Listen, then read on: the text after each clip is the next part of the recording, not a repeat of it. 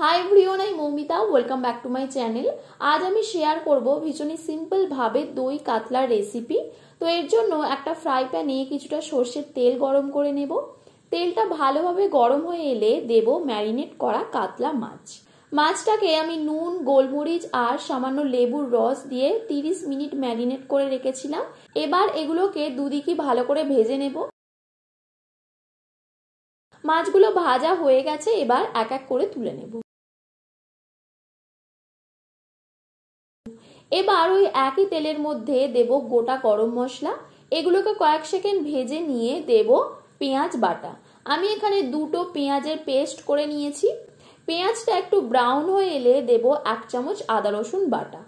আদা রসুনটা ভাজা হয়ে এলে দেব টক দই আর কাঁচা লঙ্কার পেস্ট। এই সময় গ্যাসের ফ্লেমটাকে লো রাখতে হবে। এরপর দেব পরিমাণ মতো নুন আর সামান্য চিনি। এগুলোকেও ভালো করে মিশিয়ে নেব। এবার মশলা থেকে তেল ছেড়ে দিলে দেব 1 কাপ জল। জলটাকে মিশিয়ে নেব। এরপর দেব 3টে কাঁচা লঙ্কা।